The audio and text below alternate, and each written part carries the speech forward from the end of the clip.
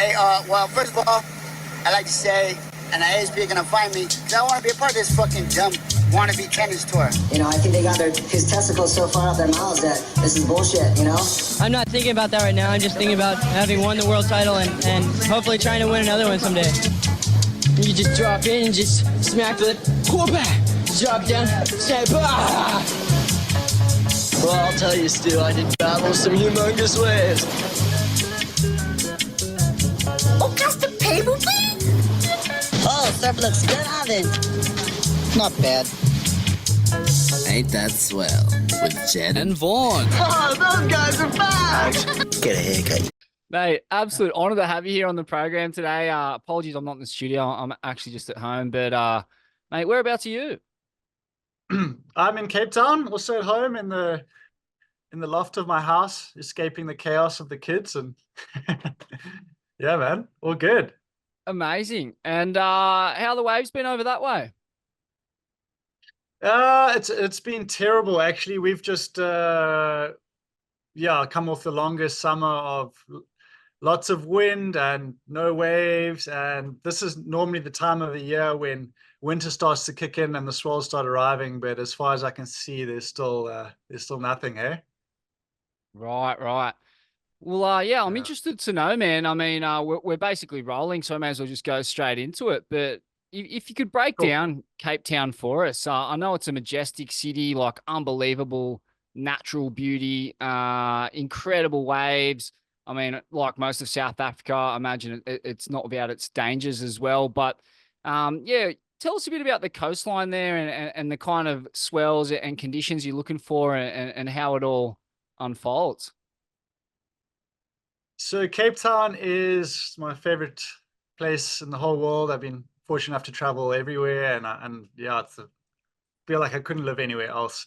And everywhere you're surfing around here, there's just beautiful big mountains everywhere. Like you feel so small and it's so majestic. And Cape Town is the perfect grooming ground if you want to become a big wave surfer. So I live about 45 minutes south of the city of Cape Town.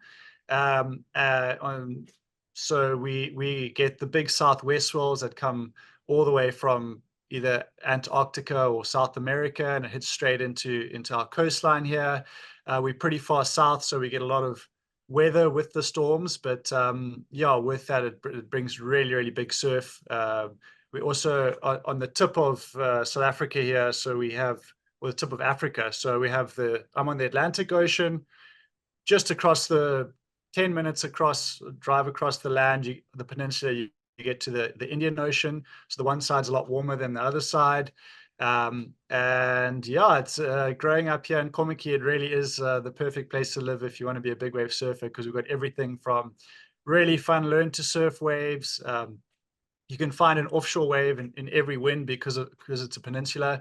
And then there's great stepping stones, kind of slabs and little beach break barrels, all the way up to the deep water reefs that climax at like dungeons, Oh, that's amazing, man. And you came up with a bit of a golden age in South African surfing that's kind of reaching full bloom at the moment. You're Brendan Gibbons, Benji Brand, Mikey February.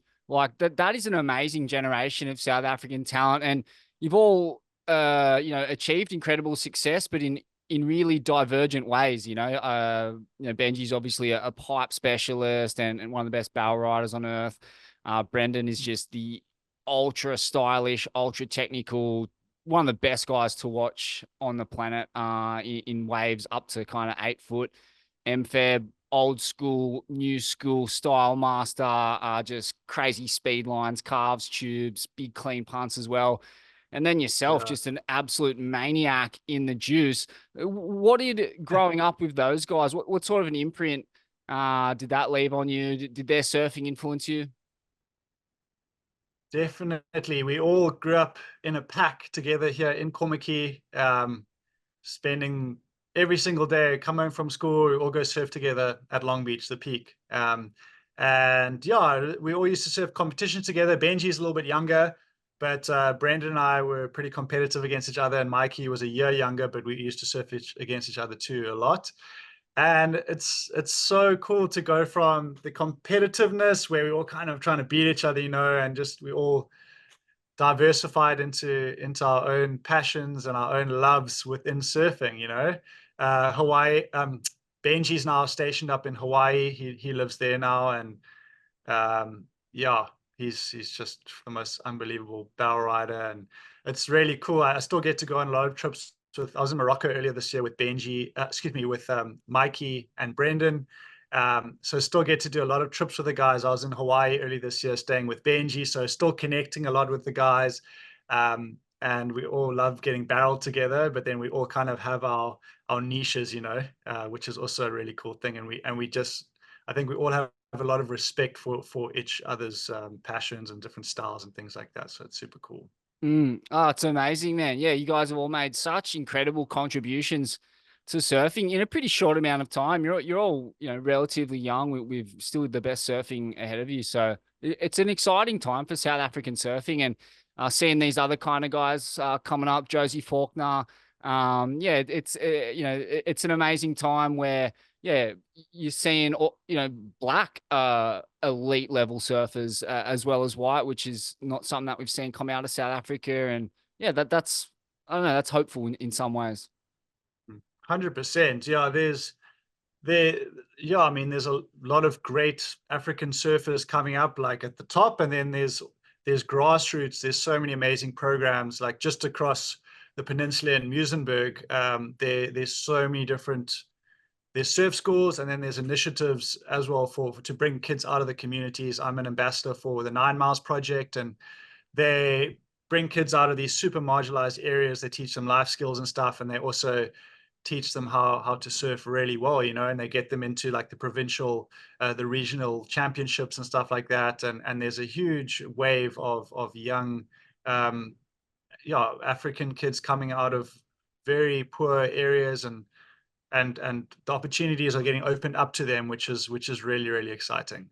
It's amazing to see the power of surfing to change lives, isn't it? Like, you don't see it in a more stark way than in kids like Josie Faulkner and kids that are coming out of the slums there. And I mean, you can see it on a lesser scale in Australia. We still got housing projects and poverty, and some of our best surfers come from those kinds of backgrounds. And it's just something in the ability of surfing to create purpose, direction, meaning, a meritocracy that is not dependent on money and class and stuff like this. You know, you can just kind of surf your way into a place of respect in the community. And on top of that too, it's just, there's something obviously magic that we all know, that is just in the ocean when you're out there connecting with energy.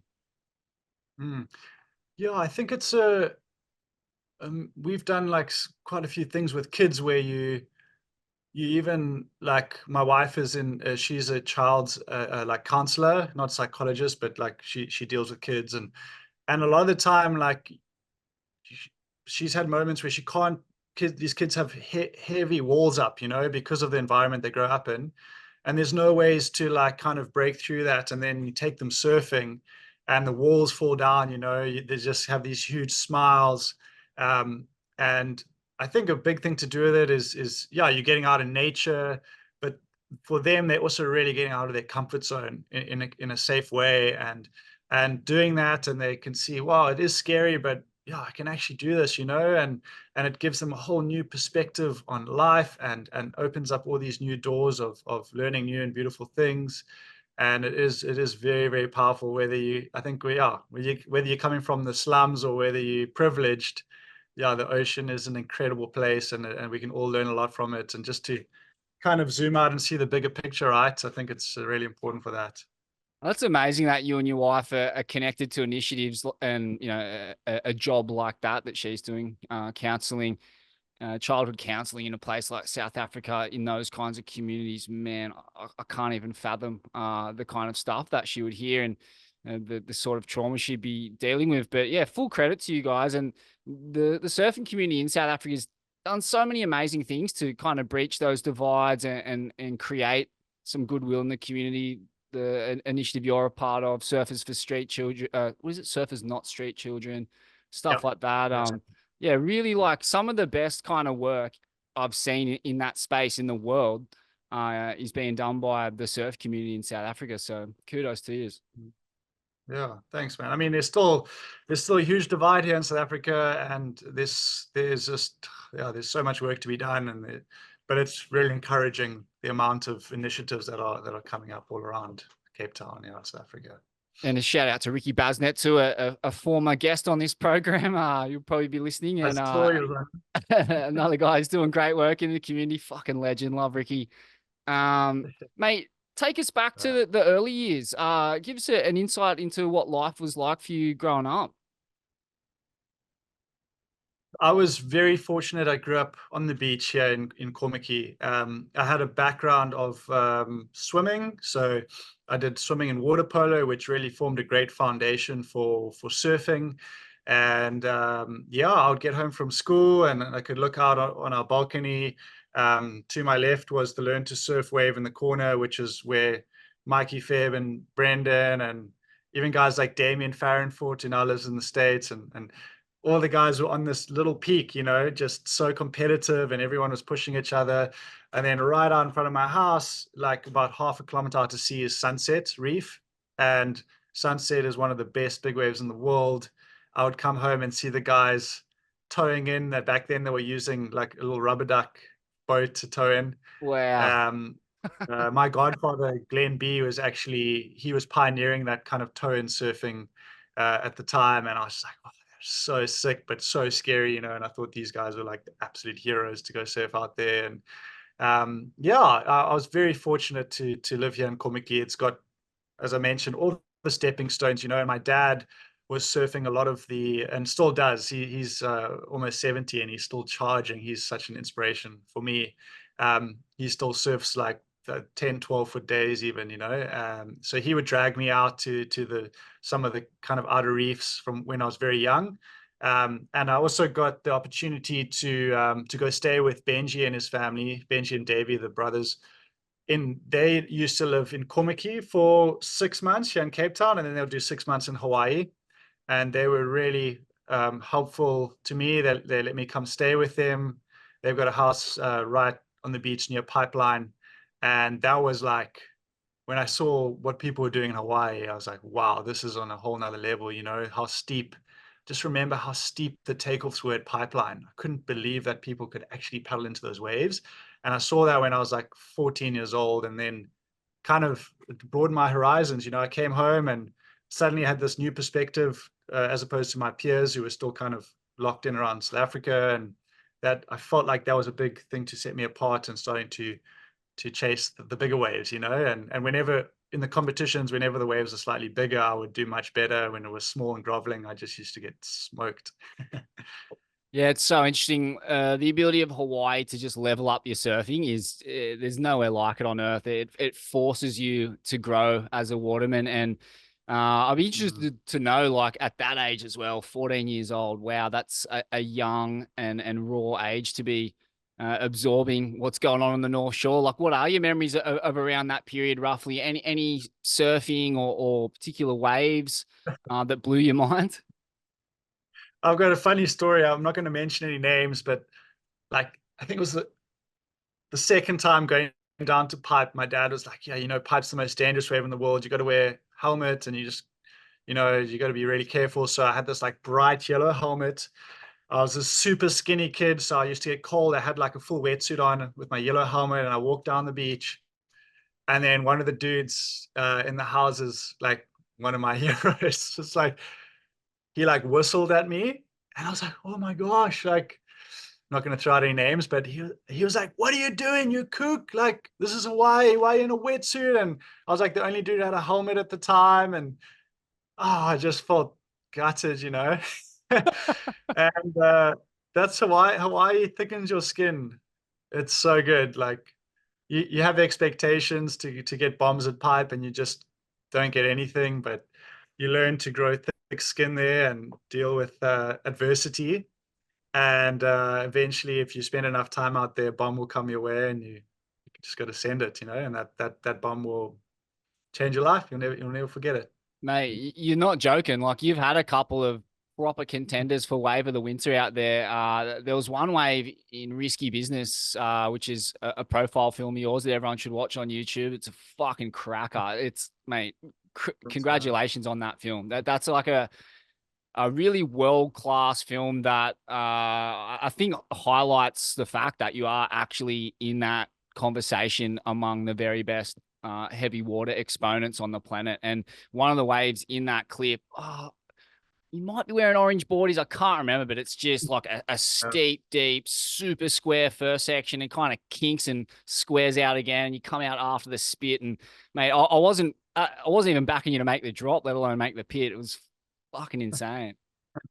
Thank you, man. Yeah, that was, I couldn't believe I got that wave and that I came out. Like I because of the crowds and everything, I always would surf pipeline on more marginal days when it's like super dangerous and there's a bit of a backwash or there's a bit of a lump. And that morning was, you could see in the waves there was backwashing, and there weren't that many good waves coming through, and the crowd, because of the crowd and everything, I got pushed a little bit deeper than I would have liked to have been. And I remember taking off on that wave, and then as I was bottom turning, I realized I was way behind the whole slab of reef, and try to draw out the bottom turn and pump up into it. And yeah, I've never really quite had an experience like that, where as I pulled in, I felt like I was way too deep, and I hit the foam ball, and I actually disconnected with my board. Like my feet went off my board, and I thought I was gone. I landed back on the board. Then I hit another bump in the barrel, disconnected again. And the whole time it was like spitting, and I couldn't see anything. And I think it was the second bump I hit, I wasn't even grabbing. I fully disconnected from the board, landed back on my board, and then suddenly I was riding out of the barrel, and it was like the whole thing, I couldn't see what had happened, or was blind. And yeah, I came out, and then it was early in the morning, and I didn't have my own filmer, so I was like scouring the internet and messaging people, and nobody had it. And then somebody submitted it to Wave of the Winter on Surfline as Bruce Irons. And I was like, I'm pretty stoked about that. The ultimate compliment. Wow. Yeah, exactly, man. Like the Style Master. And then I was like, oh, that's me. And then yeah, you got two angles of it, and I came runner up to Kelly in the Wave of the Winter that year. Oh wow. So wow, I didn't actually know you came runner up. And so that's the year Slater got that crazy kind of no hands one. He gets blown out and almost blown off. Yeah. Right. Exactly, yeah. Yeah. Oh, that's interesting because your one, like it has that early morning sickness to it. There's a definitely soup and like kind of reverb in it on the drop, like, and it kind of does that twice while you're in there. It just looks like such a death chamber. It is really one of the heaviest and most unlikely makes you'll ever see at pipe. It's kind of unsurprising to hear how glitchy it was in the pit that you disconnected from your board twice. That's a wave of your life kind of wave, isn't it? For sure. Yeah, no, I'll never forget that one. Thanks, man. Amazing. Amazing. And so growing up in South Africa, when did this desire to have a crack in life-threatening waves really take hold? I was kind of working my way up, and it all really changed for me when I had a session at Dungeons for my first time. Like Sunset is on the one side of the bay, and on the other side of the bay is Dungeons. It's the perfect kind of arena, when you get a big west swell coming in, it hits both waves. If you get north winds, you're surfing Dungeons. If you get south winds, you're out at Sunset. And yeah, Sunset is perfect, beautiful big peak, and very predictable, whereas Dungeons is just the beast. It's terrifying. I mean, it's as scary as Jaws and Mavs and those waves, because of how raw and unpredictable it is. And I was 17 at the time. I had a few sessions out at Sunset, so I'd kind of ridden a bigger board, but I was pretty unfamiliar with it. And then I heard Dungeons was going to be on. I borrowed it, close to 10-foot board from my mate Dougal, and like a 15-foot leash. And the day came, and I jumped on the boat in the Hout Bay Harbor. Also, the thing about Dungeons is you can't see the waves until you're out there, because it's tucked behind the Sentinel Mountain, which is this massive mountain peak. And jumped on the boat, rode out into the deep off Seal Island where it breaks. and I jumped in. I was like young and I'm very, very analytical now, but back then I was like, can do this, jumped in, joined the pack. Twiggy was out there. I remember that was kind of the first time surfing with him, and I was just in awe of how confident he was out there. Like he was just chirping, and like this set came, and at Dungeons there are these two outer reefs that are about a couple kilometers out to sea. They're kind of the indicators, and when a big set comes, they actually can close out and then reform and then hit the reef at Dungeons. The whole horizon starts to break, and I'm like, oh my gosh, what is approaching, And then everyone starts paddling for the horizon, and Twiggy's sitting in the same place. He's like, boys, it's good, it's still gonna break here, where you going?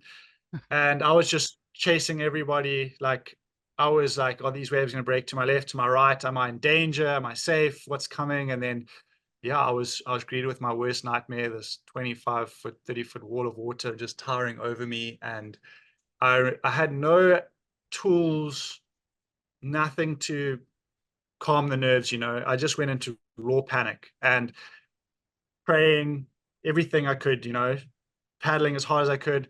I dove through the first one. I got through it. I came out the back of the wave, and the wave pulled me backwards.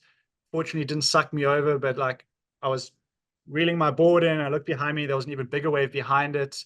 And I got on my board again, dived through the next one, and I was just if I felt like if one of those waves had sucked me over, I was like, I felt like I'm gonna drown, because I had no breath left, I just been the adrenaline, it just sucked everything, the fear. And I had 5 of these huge waves, and I just made it through by the skin of my teeth every time. And after that, I actually decided to get out of the water. I was done with this whole thing. It was like so foreign to me and so scary. And I was paddling back to the boat, and then another big set came. And because I was wider, I just happened to be in the perfect spot for the next one. And the wave broke over the crowd, and I just was in the spot, and I turned last minute, and I remember clearly like popping up at the top of this big blue mountain of water and dropping in and just feeling the wind going past my ears and just going so fast and engaging the rail and pulling up onto the face and just like in the curl all the way. And I pulled out into the boats in the channel, and everyone was hooting for me, and like it was that kind of set me on the track to start focusing on big waves, like I was chasing slabs. I just spent a lot of time in Margaret River back then, hanging with Creed, McTaggart, and another friend Jackson there, and then a whole lot of the local guys, and surfing all those slabs there, and going to Hawaii and then Indonesia. But this was like the real deal, deep water, big waves, and I was like, I need to start training for this. I need to develop tools to counteract all the fear and everything. And that really started like my new journey to chase like big deep water waves. Wow. And so ironic that it's on your doorstep, one of the premier spots on earth, one of the most challenging spots on earth. Crazy, man, to think that you were 17 years old and wearing 30 to 40 foot waves on the head. Like, that's just a number, 30 to 40 foot. But like, I would encourage people listening to this program, like, consider what it's like to wear a 10-footer on the head. Like most people probably only had that happen to them, even if they're a quality surfer, like a couple of times in their life. Like, wearing a 10-foot wave on the head's fucked up. It's terrifying. It's an awful experience. Like 30 to 40 foot is really hard to wrap your head around. And when you talk about raw panic, I think most people in that situation would basically be saying their prayers, like believing they're about to die. Like there's no other thought you could have. Yeah, it's surreal that you can survive it. So far away from the land, and so far away because the Dungeons you're surfing about 200 meters up the point, like away from the channel. It's not close to the channel like Mavs or Waimea or something. So you just feel so alone, and it's cold and such a scary place, it's really the epitome of fear right there, I feel like. It's But one of the I felt like sorry, you go. no, I felt like it was a necessary experience for me to go through, even though it was seriously uncomfortable. Yeah, it's the real test. Like after an experience like that, you know whether you want it or not, right? Because in the big wave game, and the heavy water game, you have to want it. If you're doing it for photo incentives and shit like that, that's just not enough, huh? Yeah, no, for sure. Yeah, you gotta want it because it's all good. Like, it's all good talking about it and like, oh yeah, when it's big, like I'll send it. But when you're actually out there in it and you feel the energy and feels like the entire ocean is alive and you hear the sounds of it and you've got jet skis in the channel, for when things go wrong, but you got to there's a long time before they get to you. And at that time, we didn't even have impact vests. It was just the wetsuit. So you just like when the wave pulls you under the water, you just feel like a piece of lead. Like you're never going to come up. And yeah, it's terrifying. Amazing, man. And you mentioned Twiggy. What's his influence on you and the rest of the South African big wave scene? I mean, frick, like absolutely peerless, like close to the GOAT in waves of consequence, maybe the GOAT. He's incredible. He's such an inspiration, to see him. Like he also only started his big wave career I think in like at 36 maybe or something, like really late. And he just kind of showed that as a South African, you can do it. You put your head down and you chase the right swells and all that. You can do it. And he's been a standout performer at Mavericks and Jaws, all the best big waves in the world. And like he really is, yeah, he's such an inspiration. And I had a session with him last year at a Dungeons where, yeah, he said he reckons some of the waves coming through were like 60 feet high. It was the biggest I've ever surfed it. And he's like 50 now or 51. And just to see his confidence out there is incredible, like you can see it in people's eyes when a big wave comes. You can see like if they're hesitating and they're like, no, I'm not going to go on this. But Twiggy's like, okay, huge wave. Well, I'm in the spot. Let's go. There's no thinking. There's thinking, but there's no second thoughts. It's like, it's incredible to see it. And it's very inspiring. So sick. Got that sick one off the wall the other week too. I was actually watching that from Yeah. backdoor. I like watched him paddle across and fucking jag one after I've been sitting there for 4 hours. But that was mental. And he's what those guys are doing, like Twiggy and Pete Mel in particular, and Slater in a sense as well. It's among the most interesting surfing that's going on, I reckon. Like they're absolutely just shattering everything we thought that was possible as an athlete and a human being. They're doing some of their best surfing in their 50s. Like, who would have thought that that was possible? And it's also happening at waves and in situations where it taps into like almost some like samurai, like some ancient Japanese folklore, like these kind of sensei wizards just sitting out there dodging mountains and knifing huge waves where there's maybe there's cameras around, maybe there's not. Like it's like there's something deep and just so admirable about their commitment to those kinds of conditions. Like, what do you take away from that, watching those guys accelerate in this realm that you're into their 50s? I think it's amazing. And big wave surfing is more about ocean experience and mindset than anything else, And so I guess the older you get, the more you can work on your mind, the more experience you can have in the ocean, to understand what it's going to do to put yourself in the right spot. And so the longer you can keep doing it physically, almost the better you're going to get. And I know Twiggy's approach is he's figured, I think he's got like maybe another 10 years. He said he still feels in the most prime shape physically that he's ever been in, and he's got maybe 10 years left to give it horns. And I think in a way for these older guys, the pressure's off a bit. They've done everything they need to do. And these are like the bonus years where they've got all that experience. They're still physically fit.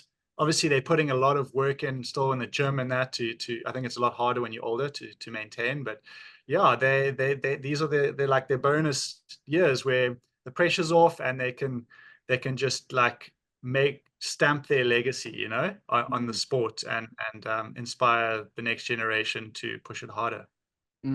It's so true. Big wave surfing, you know, it's less reliant on quick twitch reflexes and that kind of really high performance style of surfing. It does lend itself so much more to emotional maturity, oceanic awareness.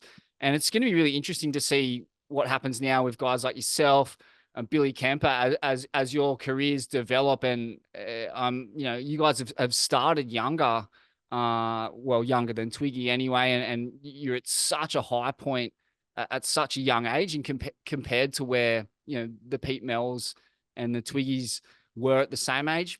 Maybe less so Mel, like those guys were fucking sending it at Mavs pretty early on. But yeah, I mean, how are you feeling about the future? And you know, what are your kind of goals? Yeah, I'm super excited, eh? I've got a family now, I've got 2 babies and my wife, and so that's kind of driven me to be more prepared, make sure that everything is in place, you know, when the waves are big, have all the things, the safety crew, the mindset, the right equipment, everything needs to be like prepared, you know, as best I can. And then yeah, I feel like my knowledge is growing every year. Like every time I go to Jaws, I learn something new. And I've now got to a point where like each big wave spot I go to, you know, I draw out like the markers on the beach. So like at Jaws, there's these pine trees with the valley, and I've like drawn that out, you know. And then if you look to the side to tell how far in and out you are, there's like a little cliff with another little tree on it, and the 2 mountains overlapping. So trying to like really pinpoint, every time I go, I learn more, and I'm trying to pinpoint exactly where I want to be, and I adjust those positions according to the swell size and direction and the tides and everything. So it's a super analytical approach, and I've got a really good archive built up of like past reports matched up to the actual day. So when I'm going into a session, I know I've got an idea of what it's going to be doing, I don't believe I've had the wave yet that I've dreamt of, you know, like pulling into like a 30-foot, 40-foot barrel and coming out. Like I'm still hoping for that, and visualizing it and training for that. So I believe it's still coming, hopefully. So hopefully, yeah, the best is still yet to come. Ah, that's really fascinating, man. Like all the analysis and the computing and the preparation that goes into surfing those kinds of waves. Because, like, you know, if you get it wrong, you die basically, or you're getting really hurt. Like, and when you've got children and a family, obviously that shifts the lens significantly. It's not just about you anymore. So, you know, what is some of the work that you do, like outside of actually riding waves? I imagine there's so much. Can you give us an insight into, yeah, any little tips or hacks? Or, you know, that's really interesting, like the kind of literal mapping of a spot and lineups like that. Like that stuff's so important. And the visualization aspect is also often understated in terms of executing you know, drops and catching the waves that you want. Like, yeah, what are some of the things that have really helped you that you've developed over the years? I think yeah, the visualization one is a really big one, like especially leading up to the Jaws season and the Maverick season now. Like, so that was the end of 2023. I had a few injuries and stuff, so I couldn't train as physically hard as I wanted to. Like I broke my ribs, and I also got my 35 stitches in my head at Porto before that. So, but I did a lot of like mental prep, which was amazing and felt just as good as the physical prep that I wanted to do, you know. And I would go sit in the steam room at the gym, and I would just be all misty, you know, just like put myself there out at Jaws, you know, or put myself there out at Mavs. Imagine the water temperature and the air, and visualizing my lineups and seeing the horizon go dark blue, the massive set coming, and even the visualization and what I'm saying to myself in my head, you know, I feel like that's also very important, you know, because I'm naturally quite a risk averse person. So when I see a like danger coming, I automatically feel like I want to pull back, and my instinct's telling me, no, no, no, like paddle for the horizon to safety, you know. So I need to actively tell myself, here we go. Here's your moment. We trained for this. You ready for this? You're born to do this thing. Let's go. And I visualize the moment. I imagine what I'm going to be saying to myself in that moment, just to build that readiness to spin and go when that wave towers over me. And I visualize the wave towering over me and paddling in. And I call it like visualizing my hero moments. I visualize like me getting the ride of my life, like over and over and over again. And it helps me because if I'm just kind of at home and I think about Jaws, I get this knot in my stomach because it's so scary. But then it reframes the situation for me to be like, oh, actually, this is something I really want. This is the thing I'm longing for, to get a 50-foot, 60-foot swell Jaws. Like when that red blob pops up, I want to be like, yes, this is the time. Like I was born to do this thing. So I really try and I put myself out there in my mind, make it as sensory as possible to make it as real as possible, and then so when I get out there, it doesn't feel like a very new experience, because we're only getting to surf really big waves maybe 5 times a year, so it's not like something you're used to. So I try to put myself there in my mind, and the way that I speak to myself in my mind, I feel like is very, very important, and that's kind of the basis for my mindset going in, is like all the words. So I'll try to cling on to a few phrases. Whether that's stuff in line with, because something that really motivates me is like to really achieve my full potential. So it's things along those lines, like you're born to do this thing, like created for a purpose. Like sometimes I got little Bible scriptures which really help me, but there'll be a few phrases or things that I'll hold on to, because when the horizon goes dark and the fear really kicks in, sometimes your mind can just spiral out of control.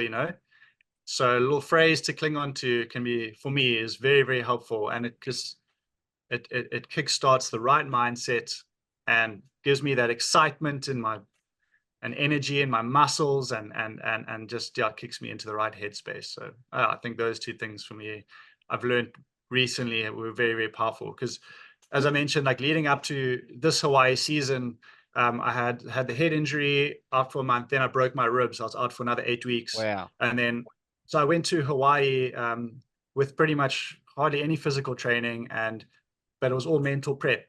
And I got out to Jaws. It was a couple of weeks after that. We had a session at Jaws, and I wasn't as physically as prepared as I wanted to be, but in my mind, I'd been going through all these things, and I felt so good being out there. Like I knew exactly where I wanted to be. When that wave I was looking for came my way, I felt like super confident, and confidence in big waves is probably the main thing.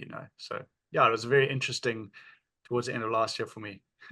That's fascinating. Yeah, what the mind believes, the body achieves, and it's interesting, just by prepping yourself mentally, the body is becoming attuned to that situation. When it's such a double-edged sword, the mind, because whatever you're thinking about, you might be drinking a coffee, but if you're thinking about some traumatic event, or some event like surfing Jaws, you're there, your body's there, you're flooding yourself with those neurochemicals. But on the flip side, on the positive side, by visualizing so much, yeah, it's crazy that you are able to create a familiarity with a spot like that without having surfed, or without even having surfed, because you've been laid out with injury and 2 serious injuries, man. The head injury, mate, that was gnarly. Like, yeah, glad you're okay. Fuck. Thank you, man. Yeah. Well, just on the thing about the mindset, also been learning a lot more about the neural plasticity thing, and how through your thinking and the same thoughts over and over again, you actually physically change your brain structure. You create new pathways and new highways, so that you can change your reaction to fear. If you put yourself in that situation, your brain, your thoughts and stuff, they run on the highways that you've created in your neural passages. I don't know all the technical stuff that well, but there's things that your brain is trained to do, and you can retrain it. For instance, seeing a massive wave come at you, your maybe your instinct is just to go into full fear mode, but you can retrain that to go into like, sick, I'm amped for this, like this is actually what I want and what I'm waiting for. And so yeah, as you mentioned, there's the hormones and the chemicals, but then there's also rewiring of our brains, which is really, really powerful. Wow. Yeah, that is Yeah. so interesting, man. And yeah, being able to work with fear and work through fear, because obviously it has a place, like, that fight or flight mode that you go into, or just the heightened sense of focus that fear and nervousness brings. Like, you need that to survive in those kinds of situations. So, I mean, a lot of people, obviously, when they're struck with fear like that, because they're not trained to deal with it, they panic and freeze up, and they're not going to go, or they you see people also not think logically and rationally. They want to, send it for reasons of impressing people or getting the shot, or whatever, but they're not thinking clearly. They're kind of pushing through flip fear in a blind fashion. And they're the people who don't make the drop. They send it, but they get hurt. And then there's people like yourself who, and Billy and Twiggy, very calculated, like seemingly psychopathic to us mere mortals, but actually very surgical, analytical. And there's so much that goes on behind the scenes that we don't see. Yeah, there really is. And also fascinating, like, because yeah, growing up I was very risk averse, and I didn't like taking risks. And I thought that the guys who were at the top were just like crazy dudes. But yeah, it's amazing. Like standing on the rocks at Jaws, you look around, no matter who it is, everybody's scared, everyone's feeling that fear. There's nobody who, unless you literally are a psychopath, there's no one who doesn't feel fear.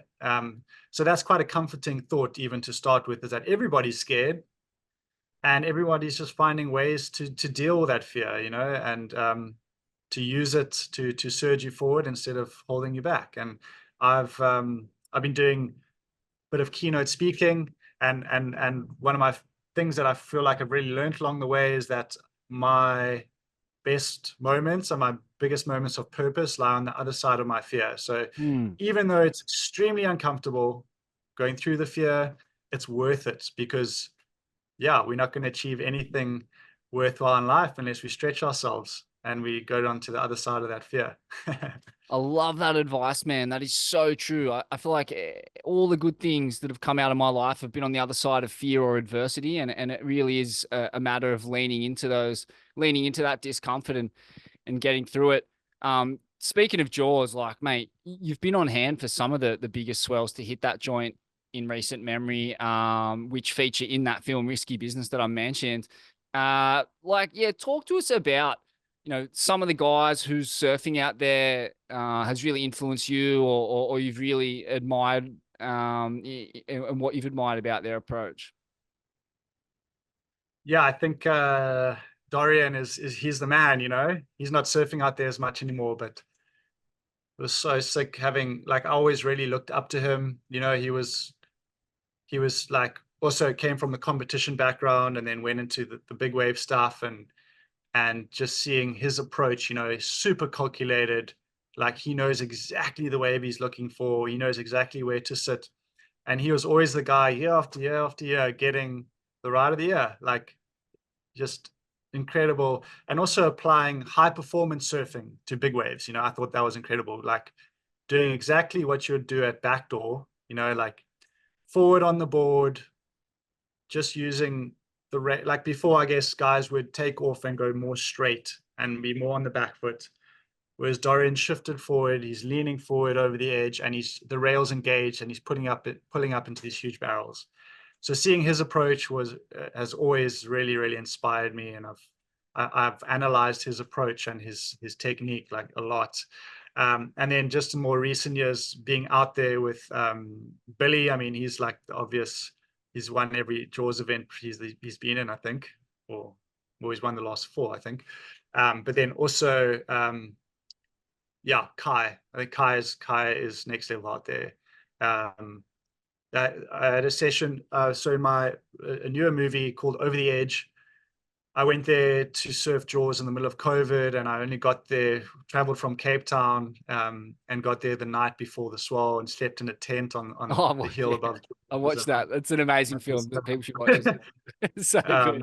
Really, really, I mean, I was crying, before on the morning because I could hear the waves breaking at Jaws, and it sounded like that, and I was so jet lagged and tired, and I was literally crying before the session. I was so scared, and then I went out there, and it was huge, and it was pretty windy, and Kai was just like going on waves that I didn't think were possible to paddle into. It was so inspiring, like, and also just kind of not making a big deal of it, like this giant mountain coming towards him, and I'm looking around like, surely no one's going to spin and go on this one. And Kai's like, yep, like paddling, kind of chill, looking chilled, and just stroking into these monsters that look like tow bombs only, and I think in recent years, Kai, in his paddle game is pretty next level. And I've watched him. I've tried. What's he doing with his elbows? What is he doing? He's paddling so easily into these waves, like what's his approach? And yeah, he's a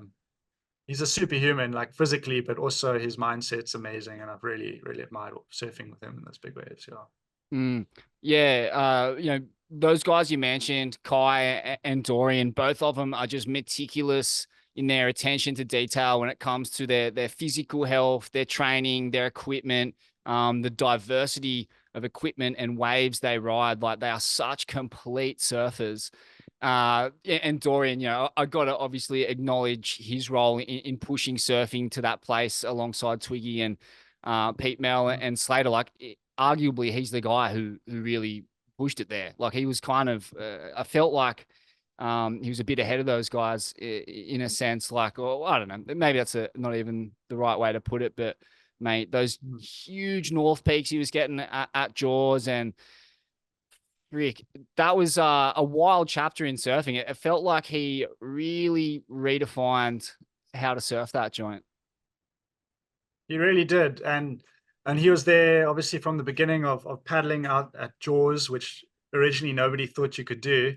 And he was some of the first guys doing it, and going from merely surviving it to absolutely thriving out there, and getting huge barrels. And yeah, Jaws is the best. It's still the best big wave paddle wave in the world. I mean, I think Fiji, when it does turn on, is probably, most people would say, is the most perfect, but Jaws is consistently the best and the heaviest big wave paddle in the world. And he was the man out there for what, I don't know, 10 years or something.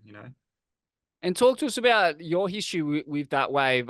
You got some crazy ones in that film on the orange board, I think it was. And obviously, yeah, you've really committed yourself to that wave. But that clip over the edge is pretty, like, it's wild. It's hilarious that you're going all that way. You arrive the night before the swell. You're sleeping in a freaking Kmart tent, like nothing but bed karate all night, and then straight out and into 40 to 50 foot howling offshore waves. Like, how has your relationship with that wave developed, and have you got the wave you're looking for out there?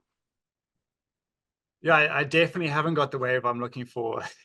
and to be honest, I don't like, yeah, Billy had that really deep barrel a couple years back where he launched over the foam ball.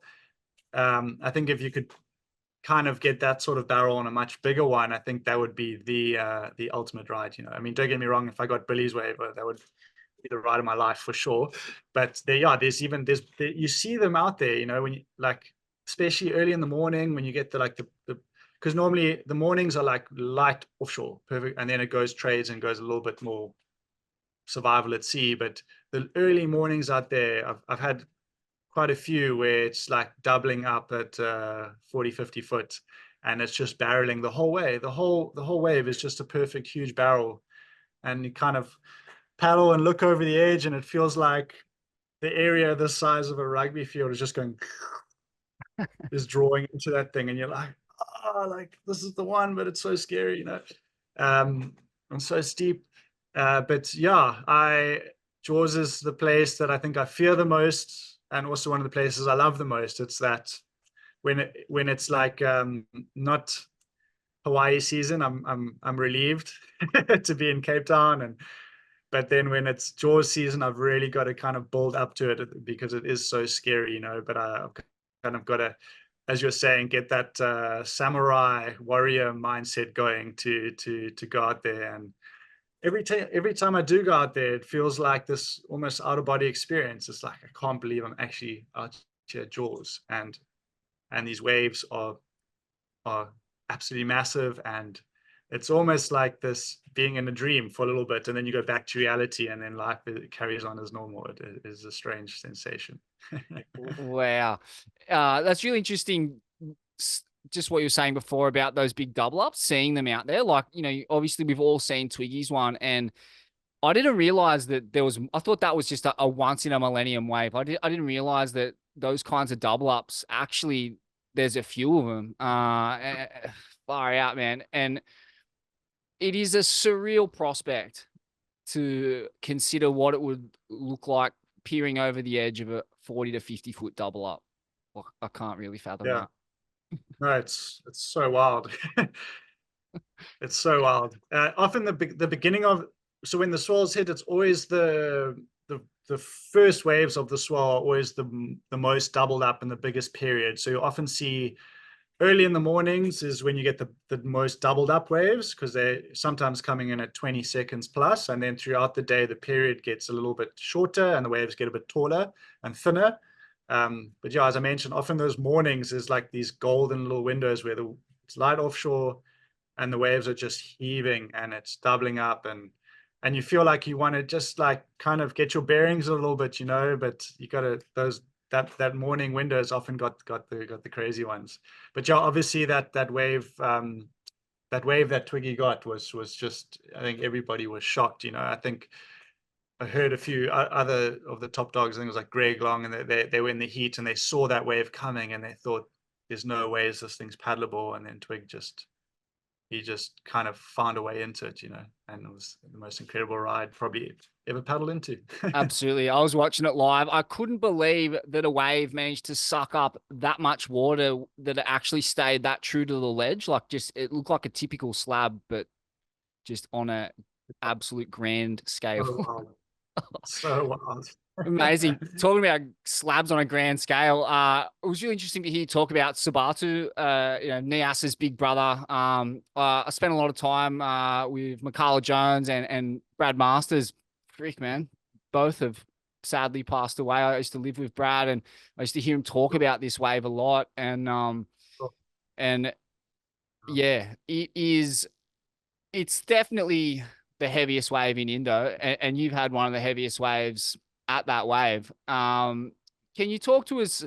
Yeah, describe that joint. It's amazing because it's an Indo slab, like Indonesia just has those groomed swells, so it doesn't have the wobble and reverb. So it seems to me, looking at it on the footage, like it doesn't have the wobble and reverb of a backdoor or pipe. It's very much an Indo style slab with there's at least a predictable entry to it. It seems, and it's perfect in a sense, but you can't see the dry inside section on the clips, and it looks pretty unpredictable in ways too. Like, seems to be open ocean and hard to pick whether they're going to stay open or just run off and condemn you to the reef. Yeah, tell us a bit about this joint, 'cause it's not a wave that you hear a lot about.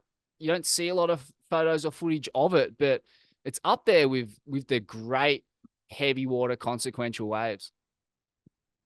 It is. It's an unbelievable wave, and I know that Laurie Towner and Dylan Longbottom went there a long time ago. That was the first I saw of it. There was in our local surf mag at the time. There was some pictures published, and it looked like a right hand chopes almost. Like, Yeah, it was. Like, I think some of the top guys even from Hawaii were there, and they were like, "No, I don't want this wave's too nuts." Like, it does have that feel to it. It is like Indo in that it's very groomed, but then it's a lot more raw than any other wave I've surfed in Indo, because it's like Nias is in the bay, so it's sheltered. The wave comes into the bay, and it really gets predictability and shape. whereas Sabatu is, it's almost like on the wild side. And there's a few reefs out to sea that shape they break when it gets really big. They cap, they shape these, they make the waves do this, like, so it almost feels like at Sabatu, there is, when it's like 10, 12 foot, there's a beautiful slab of reef that's perfect. But then there's also like a big area, almost like a beach break, but it's reef. And those big peaks come in all over the show because of the outer reef has shaped it. So it's very raw in that sense. It's not this just beautiful, perfect wall of water coming in. It's like these double up teepees that come in at different zones. And if that TP comes in a little bit like too wide, often it'll just stretch out into, I've had a few out there that's just getting locked in and the whole thing is standing up to the channel and there's no way out, and trying to pull through the back, but the wave's too big to pull through and just going straight over the falls onto the reef. And the whole time in the back of your mind in that the earthquake, and the tsunami in, was it 2004 in Indo, it rose that reef out of the water in front of it. So it, in the back of your mind, you're always thinking of that wall of reef that's been lifted out the water, and the big waves surge over that. And yeah, on that big day I had on that wipeout, I got thrown, first hit the reef really hard, then I got thrown up on top of that table of reef, and it's terrifying. You're also very far away from help, which is not ideal, and makes it even more scary. But at the same time, I've seen some of the most incredible waves I've ever seen. The waves I've dreamt about, these blue 15 to 18 foot holes of water, with just palm trees in front, just absolutely flawless. But to be in the right place for those ones, and to have the courage to go, because also out there, as you paddle into the wave, it turns from like, it feels like a big deep water wave that suddenly hits a slab of shallower reef. So you're paddling into this feel of like a really big wave, and then suddenly as you're taking off, the bottom just sucks back very quickly on itself, and you're just locked in, super critical. And yeah, it's an amazing place. And many times when I've surfed it, I've been by myself, which is unheard of these days, in around the world, everywhere's so crowded. And yeah, it's there, it's lingering, and everybody kind of knows about it, but it's also ugly and scary, and yeah, it's a special place. Yeah, MJ used to say about it, the reason he surfed it was so he didn't have to surf with all the donkeys at Nias. So he'd rather risk it at that joint, mate. But interestingly too, like Nias, in recent years, and I'm assuming this is also because of the earthquake, because I don't remember prior to 2004 it being able to hold the kind of swells that it does. It just seems to, I don't know, or maybe you guys have cottoned on to the fact that it is like a super slab on these kind of like once a year or once every couple of years swells. So you get yourself, Billy Kemper, JOB, and a bunch of the other fucking big wave Avengers flying in for these swells. And mate, you've had a couple of crazy ones out there. I mean, compared to Sabatu, it's probably like doing the cakewalk. But yeah, what's it like, Nias? In those kinds of conditions, it's got a pretty heavy crowd on it, and a heavy pack too of like proper, a lot of underground guys who are amazing out there as well. Yeah, talk us through some of your most memorable swells there, and just the nature of the lineup on those kinds of days. Yes, it did. In that earthquake, it also lifted the reef out there at Lagundri, so it got shallower. And it's Lagundri's, like many waves in Indo, get overrun in a really big swell. Like Ulu's Bommy, is holding in really big swell, and there's not many other places that hold like the biggest ones. But Nias is a place that does, because it's so deep off the back. You can see the wave coming in. It hasn't reared up at all. It's just this thick blob of swell that comes in, and it comes in as a double up.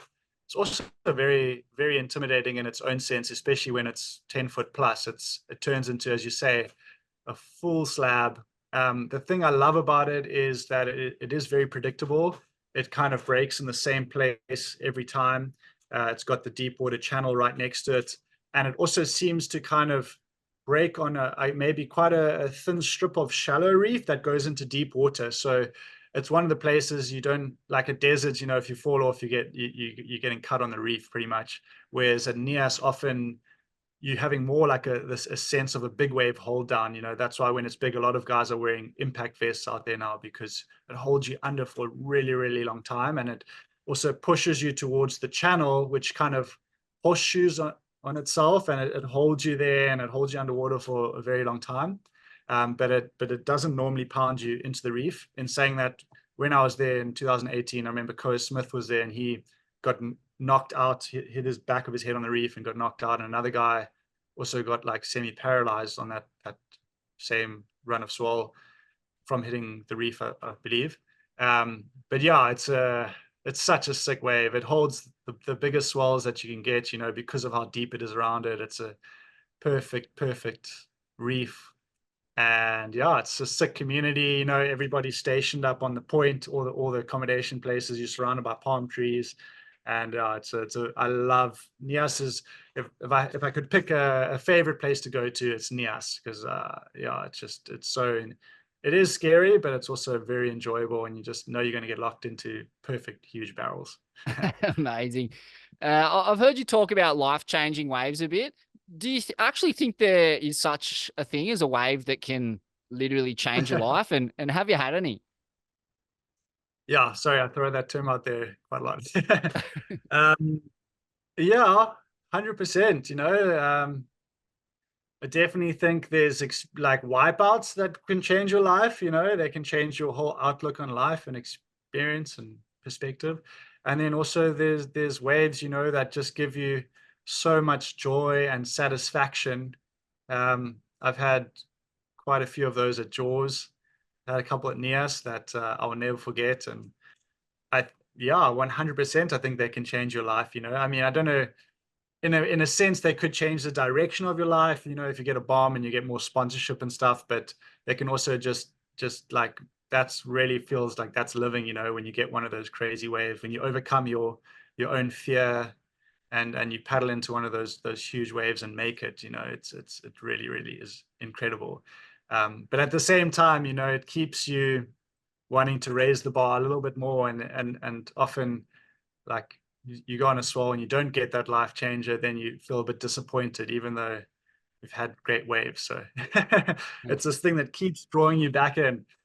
So I guess like an addiction a little bit. Yeah. Yeah, it's a good point, I because don't know, what do you think? yeah, mate, I think you hit the nail on the head. Like, surfing or waves in particular can change your life for better and for worse. Like, you know, obviously injuries can be life changing, and especially in the heavy water, like any kind of hollow wave has the potential to really hurt you. And so I think a lot of people, you know, a lot of friends go in search. We probably pleasure seek it a bit too much without really giving thought to the consequences at times. And we are kind of, in a way, searching for these life-changing waves, and they change you in an immediate sense, but often, you know, you can get a mental one, and the buzz wears off after a little while, whereas a serious injury that lingers and can seriously like derail your life in ways.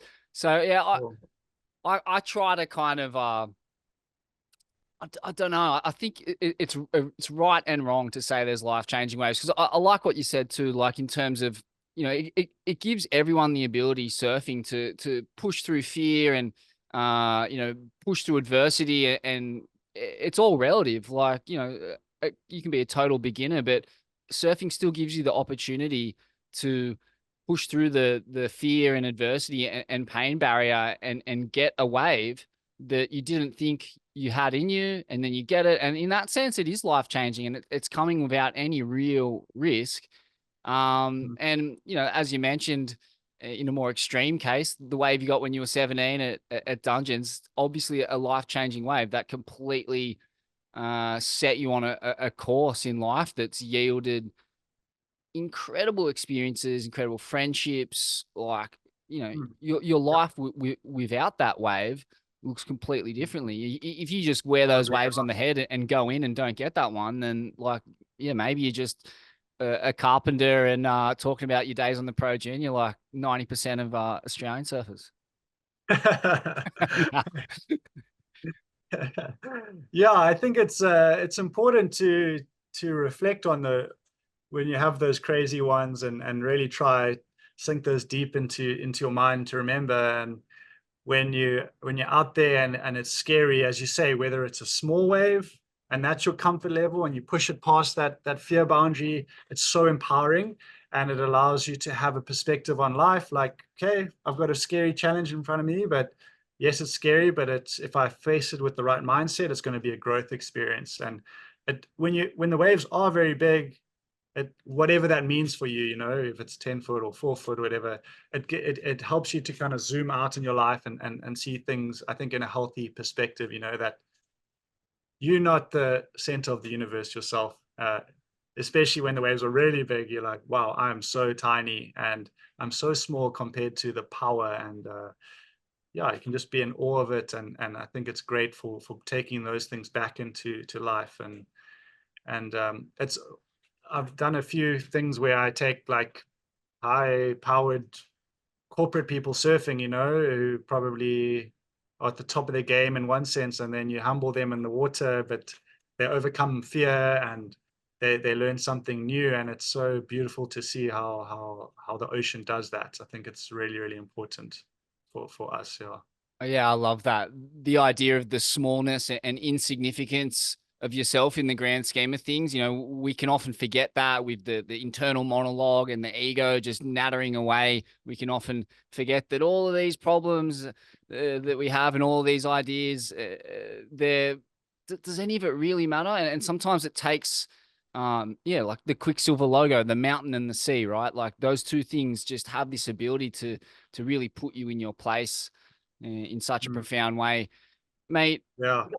What's the future look like for you? Like, what projects have you got going? What's the plan? And yeah, how can we kind of connect with you and follow your journey? Oh, thanks, man. I actually have just started a podcast. Nick. It's Yeah, so I'm taking mental notes from you as we're speaking. Yeah, it's called Facing Fear, and it's I'm really intrigued with the concept of fear and storms and challenges, and I love talking about that with people and people in their everyday lives. So yeah, that podcast is, the first season is going to be all about talking to big wave surfers, but going really deep on the topic of fear, how they approach it and live with it, and how it empowers them. I'm also about to, next month, I'm engaging in a life coaching course for 6 months. So that's going to be interesting at a university here. To the goal of that is to be able to conduct workshops. So also around the topic of like storms and fear and things like that and challenges.